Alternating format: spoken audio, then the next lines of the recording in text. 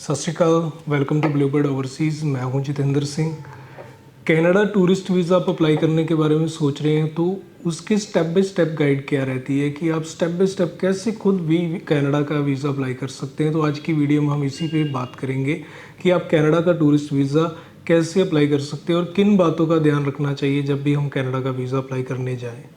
सबसे पहले जब भी आपने कनाडा का टूरिस्ट वीज़ा अप्लाई करना है तो एक ही याद रखें कि आपके जो डॉक्यूमेंट है वो कंप्लीट अपलोड हों। इस चीज़ की आपको श्योर करना है क्योंकि इनके जो ऑनलाइन पोर्टल है वहाँ पे आपको लिमिटेड ऑप्शन मिलते हैं डॉक्यूमेंट अपलोड करने के, क्योंकि वहाँ पे आपके लिमिटेड ही वहाँ पे स्लॉट होते हैं जिसमें आपको अपलोड करना है। और उसके बाद हर एक फाइल जो आपने अपलोड करनी है वो 4 MB से ज़्यादा नहीं होनी चाहिए। तो इसलिए जब भी अपलोड करना है तो बड़े ध्यान से करना है। और गलत जो स्लॉट है उसमें भी आपने यदि अपलोड कर दिया तब भी आपको प्रॉब्लम हो सकती है, क्योंकि जब आप चेकलिस्ट क्रिएट करते हैं उस टाइम काफ़ी गलतियां होती हैं क्योंकि वहाँ पे क्वेश्चनिंग होती है जब आप GC की क्रिएट करेंगे। क्योंकि कनाडा का एप्लीकेशन करते वक्त सबसे पहला जो स्टेप है वो GC की क्रिएट करना है कि आपका जो ऑनलाइन अकाउंट है इमिग्रेशन की साइट पे वो आप क्रिएट करेंगे। तो वो क्रिएट करते हैं तो उससे GC की अकाउंट बोलते हैं। तो उस अकाउंट में जब आप टूरिस्ट या विजिटर एप्लीकेशन अप्लाई करने जाते हैं तो कुछ क्वेश्चन वहाँ पे पूछे जाते हैं कि आपका पर्पस क्या ट्रैवल करने का, आप कहाँ ट्रैवल करेंगे, आपकी डेट ऑफ बर्थ क्या, आपके साथ कौन ट्रैवल करने वाला है। और कुछ बैकग्राउंड क्वेश्चन होते हैं जैसे आपका पहले वीज़ा रिफ्यूज़ है, आपके बायोमेट्रिक हुए या नहीं हुए। तो इस तरीके की क्वेश्चनिंग होती है, आप काम क्या करते हैं। तो ये जब हम आंसर उनको देते हैं तो उसके अकॉर्डिंगली ही हमारी चेकलिस्ट क्रिएट होती है। कोई भी आपने रॉन्ग आंसर दे दिया तो आपकी चेकलिस्ट जो है वो गलत क्रिएट हो जाएगी। तो उस केस में आपके चांस होते हैं कि आपके कंप्लीट डॉक्यूमेंट और सही डॉक्यूमेंट उन तक नहीं पहुंच पाते। तो जब भी आप डॉक्यूमेंट की चेकलिस्ट क्रिएट कर लें उसके बाद आप चेक कर लें कि जो आपके कंप्लीट डॉक्यूमेंट हैं वो कैसे आपने सबमिट करने हैं, क्योंकि कुछ वहाँ पे जो फोल्डर होते हैं उसमें आपके सिर्फ एक डॉक्यूमेंट ही जाना होता है। जैसे एप्लीकेशन फॉर्म है, फैमिली फॉर्म है, आपका शेड्यूल फॉर्म है, उसके बाद फैमिली रिप्रेजेंटेटिव फॉर्म है। तो ये जो फॉर्म जाते हैं ये तो एक एक करके जाते हैं। उसके बाद आपका एक बिजनेस यदि आप कर रहे हैं तो बिजनेस के लिए डॉक्यूमेंट के लिए एक फ़ोल्डर आपको मिल जाएगा। उस फोल्डर में आप बिजनेस से रिलेटेड ही डॉक्यूमेंट डाल सकते हैं। उसके बाद एक फंड का डॉक्यूमेंट होगा, एक ट्रैवल हिस्ट्री का होगा। तो यहाँ पे अलग अलग आपको सेपरेट फाइल बनानी है, उसके अकॉर्डिंग वहाँ पे आपको डॉक्यूमेंट जो है अपलोड करने। तो सेकंड स्टेप आपका जो रहता है वो है आपके डॉक्यूमेंट को आपको मैनेज करना। उसके अकॉर्डिंगली आप अपने फोल्डर बनाएं, उसमें डॉक्यूमेंट रखें और उनकी बाद में एक PDF बनाएं। PDF बना के फिर अपलोड करें। तो PDF जब आपने बनानी है उस टाइम भी आपको ध्यान रखना है कि आपकी एक तो PDF साफ़ हो और एक आप जो कंप्लीट मर्ज करके PDF बना रहे हैं, कंबाइन PDF बन रही है, उसकी साइज़ जो है वो 4 MB से ज़्यादा ना हो।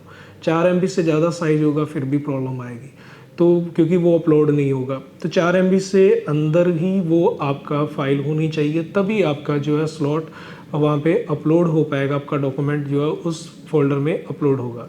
तो इसलिए डॉक्यूमेंट को सही तरीके से आप डिवाइडेड कर लें और उसके बाद ही आपने अपलोड करें। और कोई भी डॉक्यूमेंट ऐसा ना हो जो आप गलत जगह पे सबमिट कर दें। लाइक जैसे पासपोर्ट है तो पासपोर्ट वाली जगह पे जाएगा और पासपोर्ट के साथ आप फ़ोटो अपलोड ना करें, या पासपोर्ट के साथ आप फंड के डॉक्यूमेंट अपलोड ना कर दें। पासपोर्ट में सिर्फ पासपोर्ट को ही भेजना पड़ेगा, फ़ोटो वाले में सिर्फ फ़ोटो को भेजना पड़ेगा। फंड्स वाले में आपके फंड से रिलेटेड जो डॉक्यूमेंट है वही भेजेंगे। फंड्स में आप जॉब से या बिजनेस से रिलेटेड डॉक्यूमेंट नहीं डाल सकते और जॉब या बिजनेस में आप फंड से रिलेटेड डॉक्यूमेंट नहीं डाल सकते। तो आपको डॉक्यूमेंट उसी के अकॉर्डिंग डालने हैं और जो इंपॉर्टेंट डॉक्यूमेंट है वही अपलोड करने हैं। तो कनाडा एप्लीकेशन करते वक्त ये चीज़ बड़ी ध्यान रखने की ज़रूरत होती है। तो सेकंड स्टेप में आपने डॉक्यूमेंट अपलोड किए। थर्ड है कि आपको ट्रैवल प्लान बनाना है। तो ट्रैवल प्लान जब आप बनाने जाएँ तो आपको बहुत सही तरीके से बनाना पड़ेगा। ट्रैवल का जो आपका पर्पस है ये क्लियर होना चाहिए, क्योंकि मोस्ट ऑफ वीज़ा जो है वो इसी वजह से रिफ्यूज़ हो जाते हैं जब आपका ट्रैवल प्लान जो है, पर्पस ऑफ ट्रैवल जो है वो क्लियर नहीं होता। तो इसलिए आप ये गलती ना करें, आप सही तरीके से अपना पर्पस ऑफ ट्रैवल जो है वो बना लें। पर्पस ऑफ ट्रैवल बनाते वक्त आपको एक तो डेट्स का ध्यान रखना है कि आप कितने दिन का ट्रैवल प्लान बना रहे हैं, आप जा कौन कौन सी सिटीज़ में रहें, कहाँ कहाँ आप घूमने जाएंगे, कौन से होटल में रुकेंगे, आप कैसे ट्रैवल करने वाले हैं, उसके लिए कॉस्ट कहाँ से आने वाली है और जो कॉस्ट आ रही है कंप्लीट, क्या वो आपकी सेविंग के साथ मैच करती है, आपकी इनकम के साथ मैच करती है। यदि इन चीज़ों के साथ मैच नहीं कर रही और वो ज़्यादा है या डिसबैलेंस है, तो उस केस में आपका पर्पस ऑफ ट्रैवल जो है वो डाउट में आ जाता है। जब वो डाउट में आ जाता है तो वीज़ा ऑफिसर आपका जो वीज़ा है वो रिफ्यूज़ कर सकता है। तो थर्ड स्टेप आपका बहुत इंपॉर्टेंट है, आपका ट्रैवल प्लान आपकी प्रोफाइल के अकॉर्डिंग हो, बजट आपके सेविंग के अकॉर्डिंग हो और आपकी इन एनुअल जो या मंथली इनकम है उसके अकॉर्डिंग हो।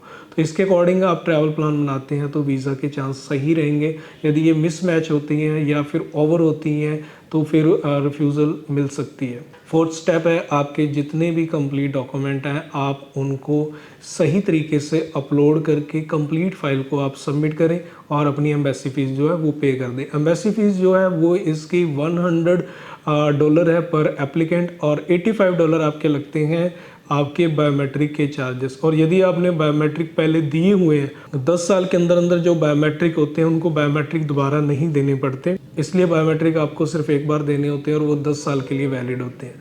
तो आपकी एम्बेसी फीस $100 जाएगी, $85 आपके बायोमेट्रिक जाएंगे, तो टोटल $185 आप पे करेंगे यदि फर्स्ट टाइम अप्लाई कर रहे हैं। और यदि बायोमेट्रिक आपने पहले दिए हुए हैं तो आपकी सिर्फ $100 एम्बेसी फीस जाएगी। तो ये था प्रोसेस कनाडा टूरिस्ट वीज़ा का।